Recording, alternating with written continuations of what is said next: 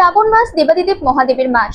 আর এই মাসে প্রত্যেক বিবাহিত মহিলারা হাতে সবুজ কাচের চুড়ি পরে। কিন্তু প্রশ্ন হলো, সবুজ কাচের চুড়ি কেন? অন্য কোনো রং নয় কেন? এর পেছনে রয়েছে একটি পৌরাণিক কাহিনী। সেই পৌরাণিক কাহিনী জানেন কি? স্কন্দ পুরাণে এরকম বর্ণিত আছে যে হিমালয় কন্যা মাতা পার্বতী দেবাদিদেব মহাদেবকে স্বামী রূপে পেতে কঠোর তপস্যা করেছিলেন। কিন্তু দেবাদিদেব মহাদেব তার পূর্বপত্নী মাতা সতীকে অগ্নিকাণ্ডে হারিয়েছিলেন। কিন্তু মাতা সতীর অগ্নিকাণ্ডের পর মাতা সতীকে উদ্ধার করার লক্ষ্যে দেবাদিদেব মহাদেব মর্তে এসেছিলেন, তবে শেষ রক্ষা করতে পারেননি। মাতা সতী সেই অগ্নিকাণ্ডে প্রাণ দেন। এই ঘটনার পর স্ত্রী বিয়োগে দেবাদিদেব মহাদেব এতটাই দুঃখে বিহ্বল হয়ে পড়েছিলেন যে তিনি আর স্বর্গে ফিরেননি। তিনি মর্তেই কখনো শ্মশান, কখনো বন্য জঙ্গল, পাহাড় পর্বতে সতী চিন্তায় মগ্ন ছিলেন। অথচ চলতে থাকলে কিছুতেই সৃষ্টিকে রক্ষা করা সম্ভব হচ্ছিল না ভগবান ব্রহ্মার। তাই মাতা পার্বতী যখন দেবাদিদেব মহাদেবকে স্বামী রূপে লাভ করতে চান, তখন ভগবান ব্রহ্মা এবং ভগবান বিষ্ণু মাতা পার্বতীকে বিশেষভাবে সাহায্য করতেন।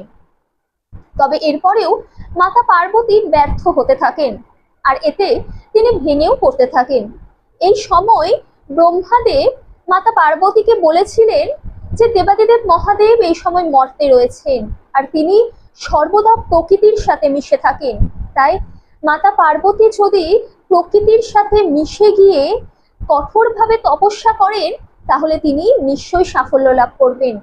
আর এই জন্যই নিজেকে প্রকৃতির সাথে একেবারেই মিলিয়ে দিতে মাতা পার্বতী তার হাতে সবুজ রঙের কাচের চুড়িতে পরে দিয়ে শরীরকেও সবুজ রঙের বস্ত্র দিয়ে সম্পূর্ণরূপে ঢেকে দেবাদিদেব মহাদেবকে লাভের জন্য কঠোর তপস্যা করেন।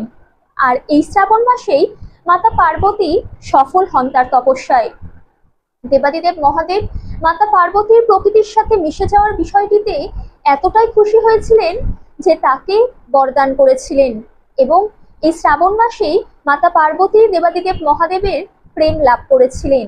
তারপর থেকেই এই শ্রাবণ মাসে নিজের মনস্কামনা পূরণের জন্যই বিবাহিত মহিলারা হাতে সবুজ রঙের চুড়ি পরেন, যাতে তারাও প্রকৃতির সাথে দেবাদিদেব মহাদেবের কাছে নিজের মনস্কামনা পূরণ করতে পারেন, তার প্রেম সম স্বামী প্রেম লাভ করতে পারেন। তাহলে এটাই ছিল সেই পৌরাণিক, যার জন্য শ্রাবণ মাসে বিবাহিত অন্য কোনো রং নয়, কেবল সবুজ কাচের চুড়ি ধারণ করেন।